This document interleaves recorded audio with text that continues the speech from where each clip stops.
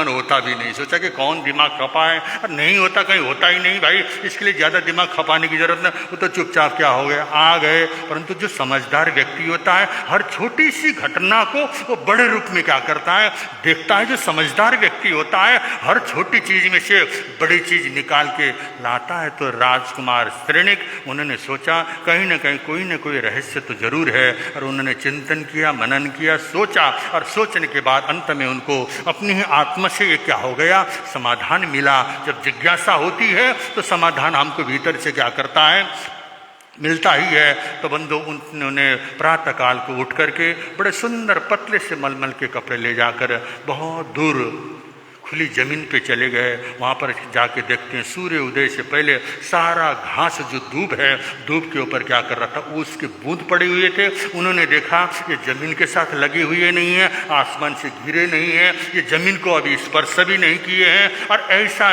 उन्होंने क्या किया, ये जल बिल्कुल सही हो सकता है। उन्होंने ले जा करके अपने पतले से कपड़े को क्या कर दिया, उस ओस के ऊपर बिछा दिया। तो ओस के कारण वो कपड़ा क्या हो गया, गीला हो गया। तो दूसरी जगह पर बिछाया और गीला हुआ। गीला होते होते बंधु जब पूर्ण रूप में गीला हुआ तो तीसरी चौथी पांचवी जगह पर बिछा देते हैं। तो अब वो कपड़ा क्या करने लगा, पानी को खींचने लगा। खींचते खींचते उन्होंने उन कपड़ों को निचोड़ा, और निचोड़ करके मटके को भरा, और भर करके जब महाराजा प्रसेनजीत के समक्ष ला करके भरा हुआ घड़ा उन्होंने जिस तरह से लेके आए वो चीज उन्होंने बताया। बंधु, महाराजा को निश्चित रूप में मन में प्रसन्नता जरूर है, उसकी बुद्धि की प्रशंसा करने का मन तो उनके मन में विचार तो आता है, परंतु मजबूर हैं।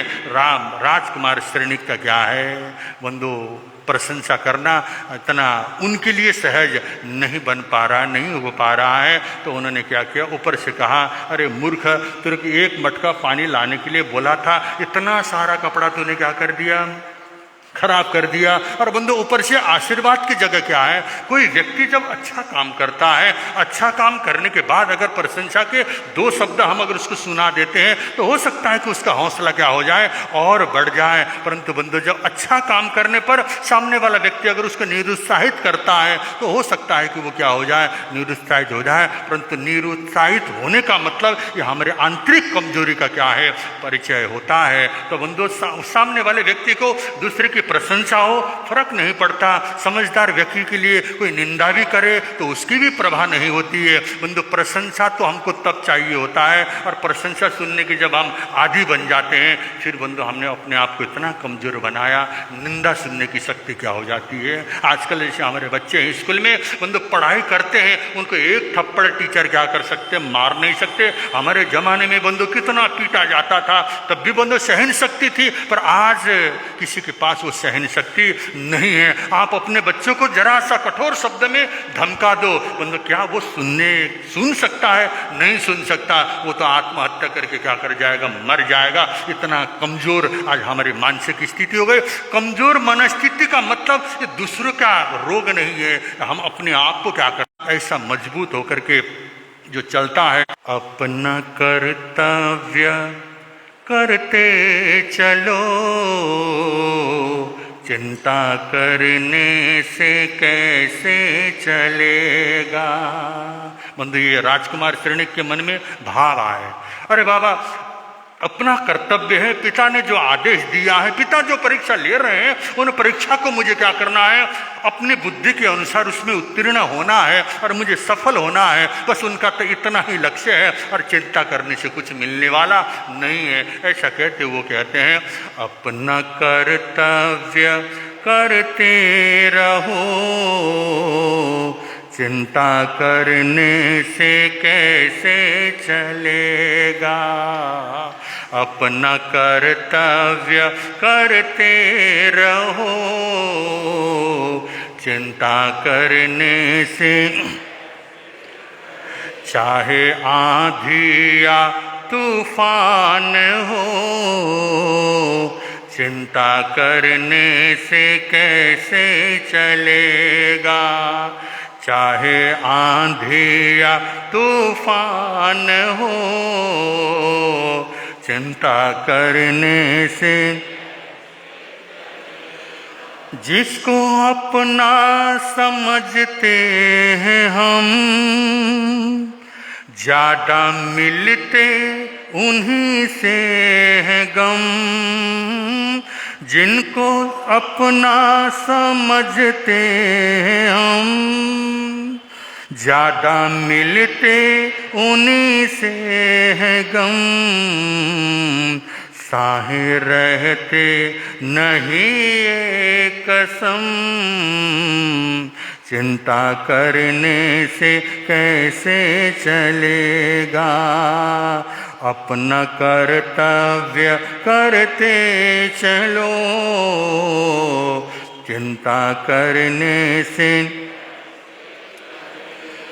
माना मंजिल बहुत दूर है, साथ में कोई हमदम नहीं।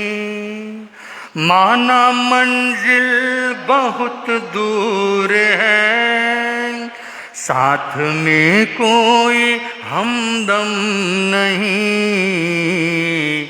आत्मबल को बढ़ाते चलो, चिंता करने से कैसे चलेगा, अपना कर्तव्य करते चलो।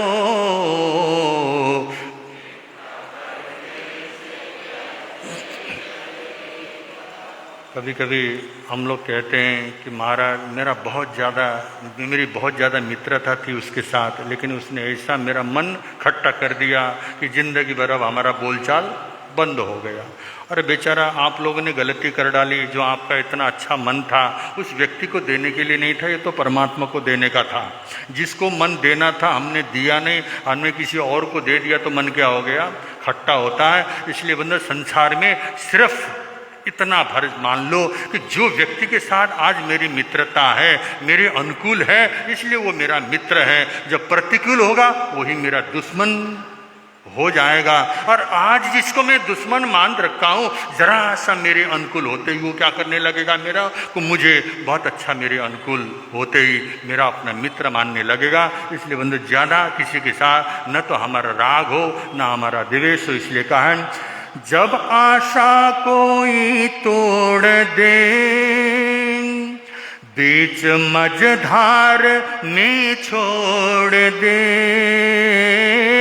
जब कोई आशा तोड़ दे, बीच मझधार में छोड़ दे।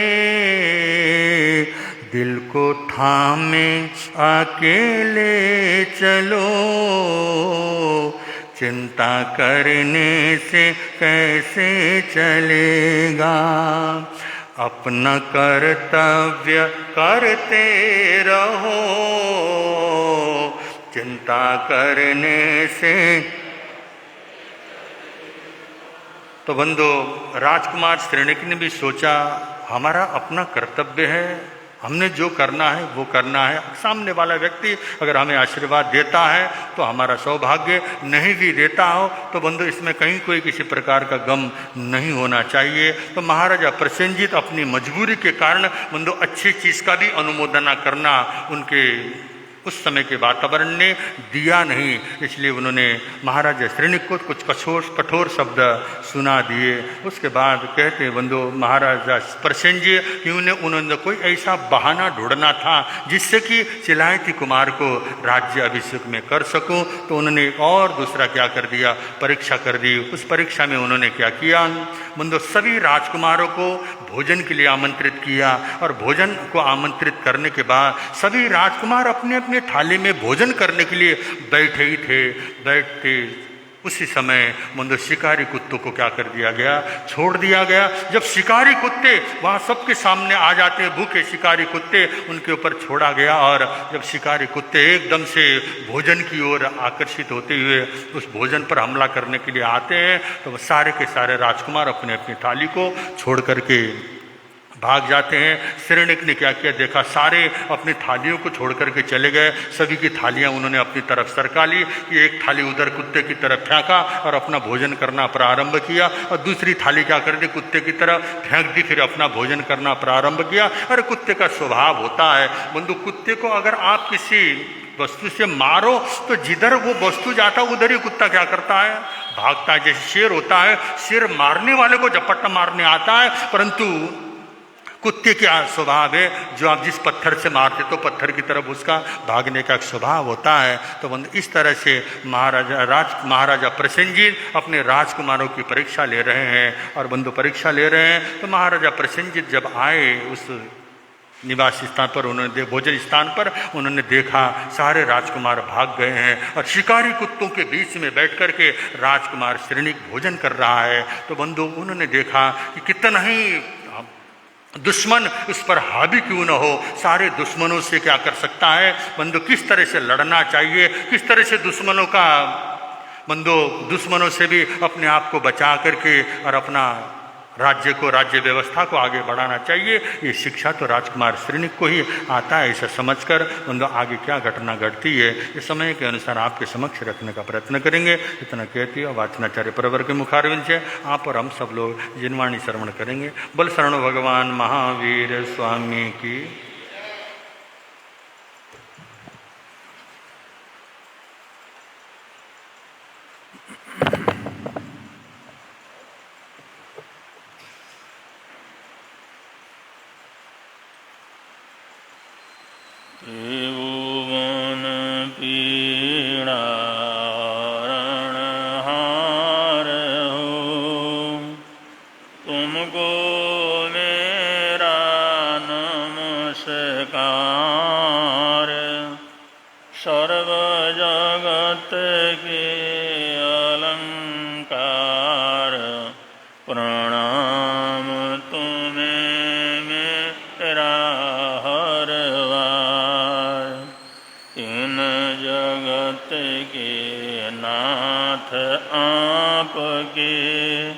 चरणों में जाऊं बलियार, भवसागर के शोषण करता तुमको वंदन बारंबार। भवसागर के शोषण करता तुमको वंदन बारंबार।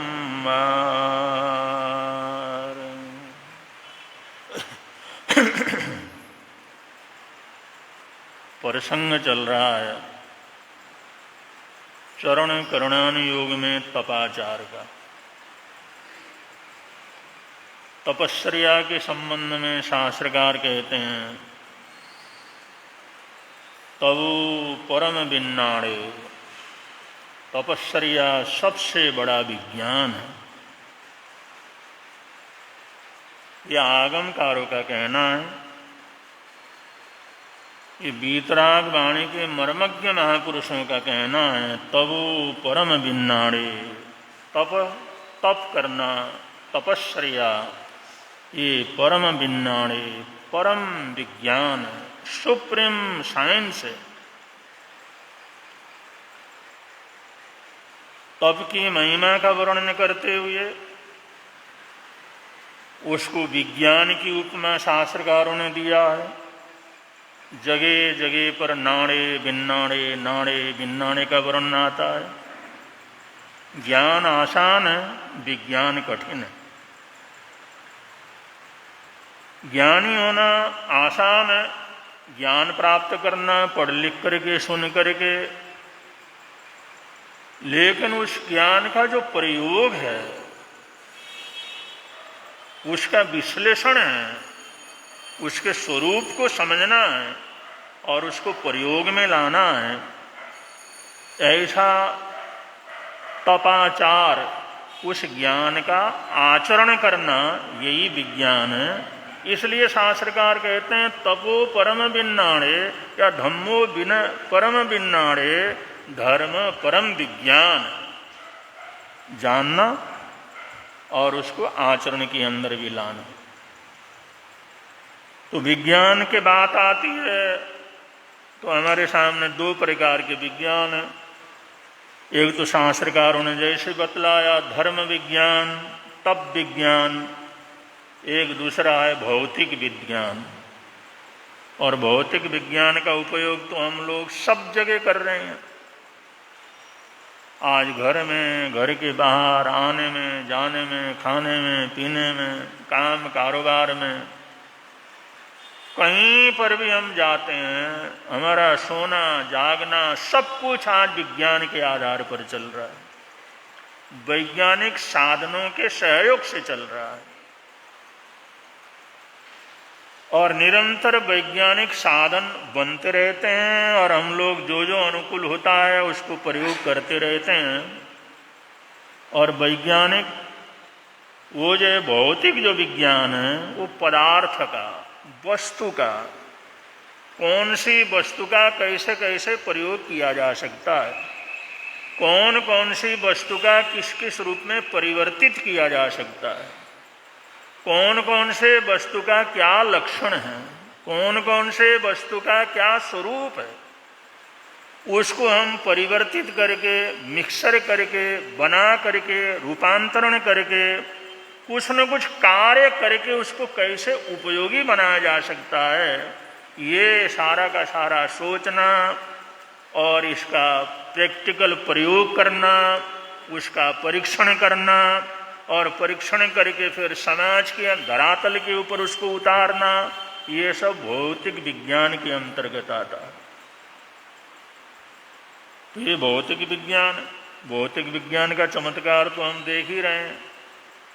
जिस चीज की आज से 50 वर्ष पहले कल्पना नहीं कर सकते थे, आज हमारे हाथ में सब कुछ है। जो हमारे दादा परदादा श्री मानते थे ये चीज़ तो देवता कर सकता है, आज हमारा छोटा सा बच्चा कर लेता है। वहाँ पर कहते थे इंद्र के पास ऐसी ताकत होती हैं, देवेंद्र के पास ऐसी ताकतें होती हैं, आज हमारे छोटे छोटे बच्चों में, हमारे हाथ में वो सारी ताकत है। कौन सोचता था यहाँ बैठे बैठे सारी दुनिया को हम देख सकते हैं, सारी दुनिया से बातचीत कर सकते हैं, सारी दुनिया में अपनी खबर पहुँचा सकते हैं। कौन कल्पना कर सकता था? ये भौतिक विज्ञान। भौतिक विज्ञान ये जो भौतिक पदार्थ का एनालिसिस करना, भौतिक पदार्थों को समझना, इन वस्तुओं को, जड़ पदार्थ जो वस्तुएं हैं उनका जो है समागम करना, उनका रूपांतरण करना, उनका मिक्सर वगैरह करना, उनके अलग अलग रूप को जो है तैयार करना, ये सारा काम होता है भौतिक विज्ञान के अंतर्गत। और इससे भी सबसे ज़्यादा कठिन काम है हमारी चेतना का विज्ञान, जो चैतन्य का विज्ञान है, आत्मविज्ञान। अब जिस चेतना को, जिस आत्मा को हम लोग कानों से सुन नहीं सकते, जिस आत्मा को, आत्मिक ऊर्जा को हम आंखों से देख नहीं सकते, उसका गंध वगैरह है वो सूंघ नहीं सकते, ऐसा चैतन्य स्वरूप जो चेतना का विज्ञान है, चेतना की ऊर्जा है, जिसको हम चख नहीं सकते, जिसका स्पर्श नहीं कर सकते। कोई बड़े से बड़े साधकों के पास जाकर के बतलाए भाई तुम अपने उस आत्मा चेतना को दिखाओ, अब दिखाए तो नहीं जा सकता, स्पर्श कराओ वो भी नहीं करवाया जा सकता। तो जिसको हम देख नहीं सकते, जिसको हम सुन नहीं सकते, जिसको सूंघ नहीं सकते, पांचों इंद्रियों से पकड़ नहीं सकते, और ऐसे चैतन्य, चैतन्य जगत, चैतन्य ऊर्जा, अगर कोई कहे अपने दिमाग को दिखाओ, दिमाग को कहाँ से दिखाएंगे? अपने हृदय को दिखाओ, भावनाओं को दिखाओ, सोच को दिखाओ, नहीं दिखा सकते। ये तो अंतर जगत की चीज है। अब बाह्य जगत जो पदार्थ है उसका तो हम शिक्षण परीक्षण कर सकते हैं, प्रयोग कर सकते हैं, लेबोरेटरी में बैठ सकते हैं, उसका एनालिसिस कर सकते हैं। अब आत्मा का एनालिसिस, आत्म ऊर्जा का एनालिसिस, वो आंतरिक ऊर्जा का एनालिसिस, फिर उसको कैसे हम बदलें, उसको रूपांतरण करने का जो है विज्ञान, उसको रूपांतरण करके हम इस चीज़ को ऐसे जो है मिटा सकते हैं, ऐसी चीज़ बना सकते हैं।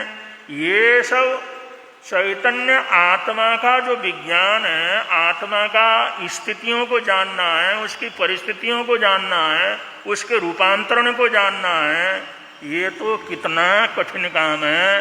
ये भौतिक विज्ञान से भी असंख्यात गुना कठिन कार्य है, जिसको आत्मविज्ञान, जिसको तप विज्ञान कहते हैं। भाई जो चीज सामने है उसका तो एनालिसिस कर लेंगे, काटेंगे, पीटेंगे, देखेंगे, परखेंगे, चखेंगे, कुछ न कुछ तो करेंगे। भाई इस फल का भी स्वाद ये है, उसका भी स्वाद ये है, उसका भी स्वाद ये है। और जो है किसान लोग जो है वैज्ञानिक जो है प्रयोग करते हैं, भाई फलाने ये जो है पदार्थ का फलाने फल का भी यही स्वाद है, अगले फल का भी यही स्वाद है, अगले फल का भी यही स्वाद है, तो तीनों को मिला करके एक नई चीज तैयार करते हैं, कर लेते हैं। अलग अलग फलों को मिला करके, अलग अलग पौधों को मिला करके, अलग अलग टहनियों को मिला करके अलग तरीके से फल निकाल लेते हैं। और ये तो प्रयोग हो सकता है, हो रहा है, क्योंकि हमारे सामने चीज मौजूद है और लेबोरेटरी के अंदर उस काम करते हैं और एक का सिखाया हुआ दूसरे के काम आ जाता है। तो भौतिक विज्ञान के अंदर तो आसानी है, कठिन तो वो भी है, लेकिन फिर भी वो सामने होने की वजह से हमारे प्रत्यक्ष है, आंखों से देख सकते हैं, कानों से सुन सकते हैं, चख सकते हैं, सुन सकते हैं, हाथों से उसको उठा सकते हैं, काट पीट कर सकते हैं, उसके स्वरूप को देख सकते हैं। लेकिन जो कुछ भी नहीं कर सकते उसके लिए कुछ जो है प्रयोग करना, उसके रूपांतरण का प्रयोग करना, उसका प्रयोगात्मक जो है प्रयोग करना, ये तो कितना कठिन काम है। तो इसको कहते हैं तप विन्नाड़े, इसको तप विज्ञान कहते हैं।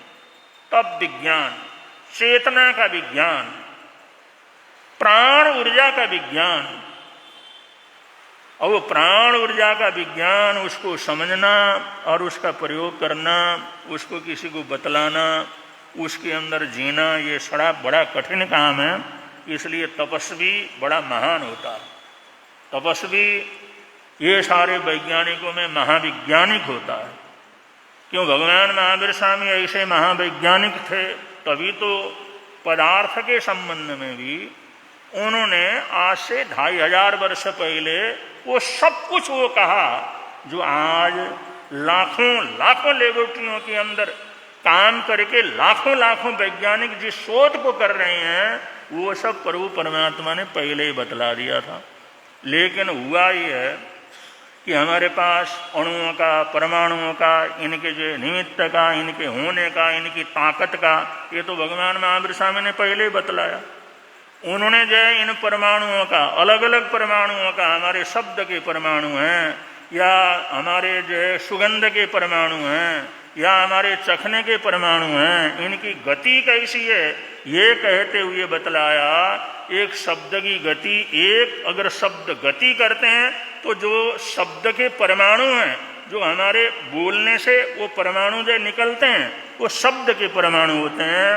वो परमाणु यहाँ से चलते हैं और लोक के आखिर में जाकर के टकराते हैं। असंख्यात असंख्यात मील, जिसकी कोई हिसाब ही नहीं है। इतना दूर, इतना बड़ा लोक, उस लोक के अंत तक जो है वो परमाणु जाते हैं, वहाँ पर टकराते हैं, टकरा करके आते हैं, तब जा करके हमारे कानों में प्रवेश करने लायक होते हैं, तब जा करके उनको हम पकड़ सकते हैं। वरना उनकी गति इतनी तीव्र होती है, जैसे हम बोलते हैं तो उनकी गति इतनी तीव्र होती है, हमारा कान उसको पकड़ नहीं सकता। जैसे बहुत तीव्र गति होती है तो हमारी आंखें भी नहीं पकड़ सकती। जैसे कोई रॉकेट वगैरह चलता है, अत्यंत तेज गति से चलता है या आवाज के हिसाब से चलता है, उससे भी ज्यादा तेज गति से चलता है, तो हम देखते हैं और देखते देखते ओझल हो जाता है, पता ही नहीं लगता उसको। जैसे बहुत बड़ी गति हो तो हमारी आंखें नहीं पकड़ सकती। ऐसे बहुत ज्यादा गति है तो उसको हमारे कान भी नहीं पकड़ सकते। तो हम शब्द बोलते हैं तो उन शब्दों की गति इतनी तीव्र होती है कि हमारे कान नहीं पकड़ सकते। ये शब्द की परमाणु वहां जाते हैं, लोक के आखिर में टकराते हैं, टकरा करके वापिस आते हैं। वो वापिस आने पर उनकी गति कम होती है तो हमारा कान का इंद्रिय उसको पकड़ता है। अब इतनी इतनी बातें, ऐसी ऐसी बातें हमारे आगमों के अंदर लिखी हुई हैं, स्पष्ट रूप से लिखी हुई हैं। लेकिन आज इन चीज़ों के वैज्ञानिक अलग अलग हैं, कोई अमेरिका का है, कोई इंग्लैंड का है, कोई फ्रांस का है, कहीं यूके का है, उनके नाम है सारे के सारे। परमाणु की गति इसने आविष्कार किया, गंध की गति का उसका जो इसने आविष्कार किया, और ये जो वनस्पति है उसके अंदर प्राण होते हैं उसने आविष्कार किया। क्योंकि जो है जिस समय पूरी दुनिया में ये ऐलान हुआ था भाई जिस व्यक्ति ने भी कोई आविष्कार किया हुआ हो, कोई आविष्कार हो, नया ज्ञान उसके पास हो, वो हमारे पेटेंट करवाए, उसका रजिस्ट्रेशन करवाए।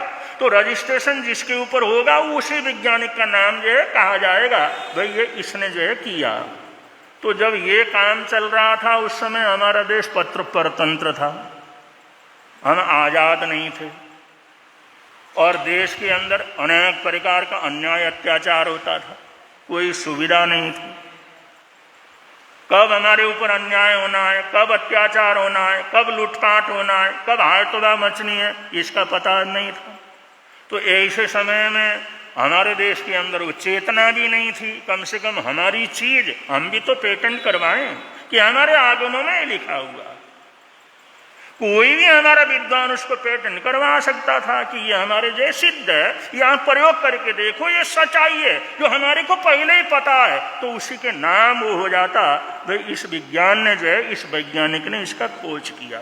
लेकिन उस समय जिस समय ये रजिस्ट्रेशन हो रहे थे, वैज्ञानिक अनुसंधानों का, वैज्ञानिक ज्ञानों का जो रजिस्ट्रेशन हो रहा था, उस समय हमारा देश गुलाम था, हम लोग दास थे, हम लोग अंग्रेजों के नौकर चाकर थे, अपनी मर्जी से कुछ कर नहीं सकते थे।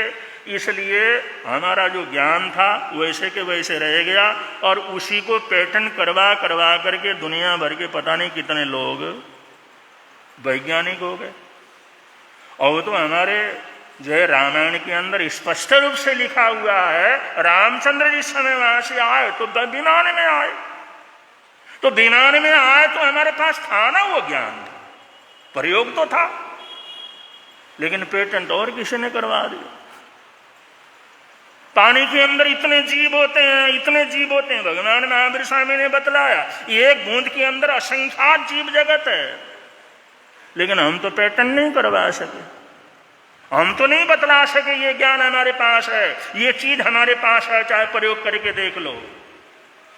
और किसी ने करा तो उसके नाम हो गया भाई ये पानी के अंदर इतने जीव होते हैं, इतने त्रस जीव होते हैं, इतने सूक्ष्म जीव होते हैं, ये फलाने वैज्ञानिक ने इसका शोध किया। तो जहां वो वर्णन आता है तो उसका नाम आ जाता। हवा के अंदर जीव है, शास्त्रकारों ने कहा भाई एक एक हवा के एक नोक के ऊपर इतने जीव रह सकते हैं, इतना जीव जगत है। लेकिन किसी दूसरे वैज्ञानिक ने कहा भाई इनका नाम एथेंस है, और ये जो एक सुई की नोक के ऊपर 1,00,000 थेक्सेस नाम के जीव आराम से रह सकते हैं। हमारे शास्त्रों में तो पहले लिखा हुआ है, लेकिन उसने पेटेंट करवाया, ये मैंने शोध किया है, तो उस वैज्ञानिक के नाम हो गया वो चीज। तो इस तरह से जो धर्म विज्ञान कहने का मतलब, जो हमारे देश का विज्ञान तो इतने लंबे समय पुराना है, सब कुछ यहाँ पर उन महापुरुषों ने, उन ज्ञानियों ने, उन तपस्वियों ने, वो महान महान तपस्वियों ने तपस्या कर करके ये सारा ज्ञान हमारे को दे दिया। लेकिन दुनिया को बतलाने के लिए जो उसका रजिस्ट्रेशन होना चाहिए वो रजिस्ट्रेशन नहीं हुआ। अब रजिस्ट्रेशन नहीं हुआ तो फिर उसका नाम ही कहाँ आएगा, उसमें चढ़ेगा ही नहीं। इस तरह से हमारी जो परतंत्रता थी उससे हमारे देश को बड़ा भारी नुकसान हुआ। सब कुछ था, हम भी वो पेटेंट करवा सकते थे, हम भी बतला सकते थे, लेकिन उस समय हमारे पास कोई साधन और कोई ऐसी चेतना नहीं थी और ऐसा उपयोग भी नहीं था, और वो देश करने सुनने का हमारे को फुर्सत भी नहीं था, क्योंकि जान की बाजी लगा करके रहते थे, परेशानी में रहते थे। तो शास्त्रकार कहते हैं ये जो धर्म विज्ञान है बहुत बड़ा विज्ञान है, और धर्म वैज्ञानिक तो हमारे तीर्थंकर हो गए, या जो है हमारे जितने भी 14 पूर्व ज्ञानी हो गए, पूर्वों के ज्ञानी हो गए, सारे के सारे महावैज्ञानिक थे। उन्होंने वो चीज कही जो दुनिया का कोई वैज्ञानिक नहीं कह सकता, किसी उससे नहीं कह सकता। तो ये सब जो है तपस्या, ये धर्म विज्ञान, ये कौन सा विज्ञान? हमारी चेतना की गति को परिवर्तित करने का, कि ये पदार्थ को अदल बदल करके परिवर्तन करके हम क्या कुछ बना सकते हैं। तो हम अपनी सोच को, अपने विचारों को, अपने भावनाओं को, अपने चिंतन को उसको बना करके ऊर्जा का ऊर्धारोहण करके और ऊपर ऊपर के चक्रों की ऊपर ऊपर पहुंचा करके हम कुछ का कुछ अपने जीवन को बना सकते हैं। ये बनाने का उपक्रम, ये प्रयोग, ये तपश्चर्या का प्रयोग है। हमारी जो प्राण शक्ति है, प्राण ऊर्जा है, उसका ऊर्धारोहण करना। उन्होंने कहा भाई अगर जो है ये जो है अलग अलग चक्रों के अंदर अगर वो ऊर्जा चली जाती है तो उसके परिणाम ऐसे होते हैं और इंसान का भाव, विचार, सोच सब कुछ बदल जाता है। तो ये बदलने की प्रक्रियाएं सारी थी, वो प्रक्रियाएं हैं, शास्त्रकारों ने बतलाया है, वो विज्ञान है वो, लेकिन वो सूक्ष्म विज्ञान है, धर्म विज्ञान है, क्योंकि चेतना का विज्ञान अपने आप में बिल्कुल अलग है। और जो है 7 चक्र बतलाते हैं भाई हमारे शरीर में 7 चक्र हैं, मूलाधार चक्र से लेकर के सहस्रार चक्र पर, और एक एक चक्र की आकृति बतलाई है, एक एक चक्र का रंग बतलाया है, एक एक चक्र का प्रभाव बतलाया है। और वो अगर जो आदमी भौतिक जो है विज्ञान वाला शरीर को काट काट करके देखे, एक एक चीज को देखे, कहीं पर भी चक्र नहीं मिलता। वो सोचता है चक्र क्या है, तो बेकार की बात है। ये चक्र तो कहीं है ना, नाभि चक्र ढूंढो वहां तो मांस और खून वगैरह सब मिल जाता है, कोई आनंद चक्र के अंदर कुछ ऐसी चीज तो मिलती नहीं है। अब ये सब है तब विज्ञान के अंतर्गत है, ये सब हमारे सूक्ष्म शरीर के अंदर मौजूद रहते हैं। ये हमारे स्थूल शरीर में नहीं होते चक्र, ये चक्र होते हैं हमारे प्राण शरीर के अंदर, जिसको ऊर्जा शरीर कहते हैं। उस ऊर्जा शरीर के अंदर वो चक्र हैं। अब इसका इतना एनालिसिस किया है, इतना कुछ पढ़ाया है, इतना दिखाया है, इतना बतलाया है, इतना प्रयोग तक करवाया हुआ है। अब ये सब भौतिक विज्ञान वाला कभी नहीं कर सकता, उसको तो कुछ नहीं दिखाई देता।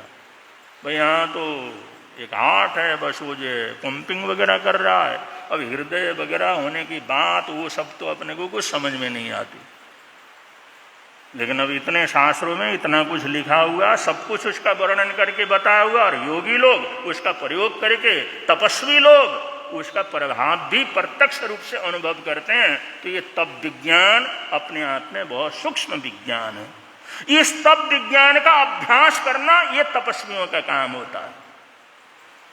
ये चेतना को पढ़ना, चेतना की स्थिति को पढ़ना, और चेतना का कैसे रूपांतरण किया जा सकता है, ये सब जानकारी और प्रयोग करना, ये सब तपस्वियों का काम होता है। क्योंकि तपस्वी परम विज्ञाने, वो परम वैज्ञानिक होता है। भौतिक विज्ञानी तो वस्तुओं को, पदार्थों को देखता है, लेकिन तप का जो वैज्ञानिक है अपनी चेतना का इतना एनालिसिस करता है, चेतना की शक्ति को इस तरह से पढ़ता है, और उसको कहाँ, कैसे, किस तरह से हमने उस ऊर्जा को बढ़ाना है, उसको विराट करना है, उसको कैसे ऊर्जारोहण करना है, ये सब एक तपस्वी जानता है। इसलिए तपस्वी को महावैज्ञानिक कहा गया है। तो ऐसा प्रयोग करने वाला वो तपस्वी होता है। ये तपाचार के अंतर्गत ये वर्णन आ रहा है। आगे जैसा समय होगा लाने का प्रयत्न करेंगे। बड़े प्रेम से आप लोग बोलेंगे, मिलता है आनंद प्रभु की वाणी से, मिलता है आनंद प्रभु। प्रवर्तक शांति गुरुवर प्यारे, प्रवर्तक शांति गुरु। जीवन नैया के रखवारे, जीवन नैया के जोड़ गए संबंध प्रभु के वाणी से, जोड़ गए संबंध प्रभु की वाणी से। मिलता है आनंद प्रभु। का एक आसना भी आसना, अगर किसी भाई बहन का एक आसना भी आसना हो तो प्रत्याख्यान करेंगे। आज के एक आसने भी आसने का बचपन वो सरे आज का आइंबिल श्रीमती किरण जैन देवपुरी वाले, उनका आज 19 तारीख का आइंबिल है। आए हुए तो बचकान ले सकते हैं। आज के उपवास का प्रत्याख्यान, अगर किसी भाई बहन का उपवास हो, आज का उपवास, आज का जाप है श्री मल्लिनाथ भगवान को वंदन बारंबार। श्री मल्लिनाथ भगवान को वंदन बारंबार। श्री मल्लिनाथ भगवान को वंदन बारंबार। श्री मल्लिनाथ भगवान को वंदन बारंबार। अब संघ की तरफ से सूचनाएं हैं, उसके अनंतर मंगल पाठ होगा।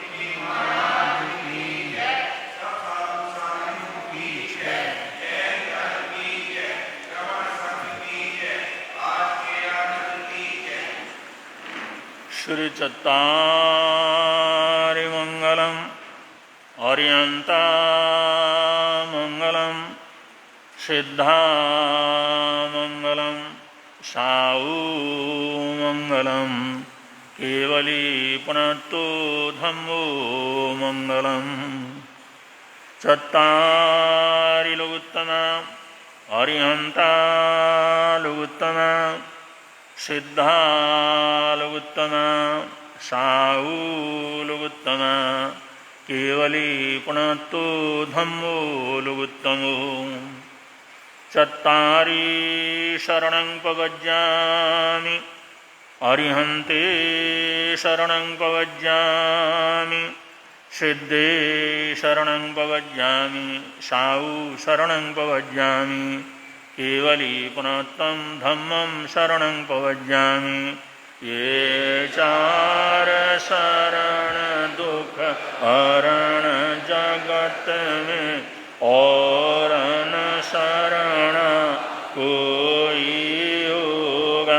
जो भव प्राणी करे आराधन, उसका अजर अमर पद होगा, उसका सदा ही मंगल होगा।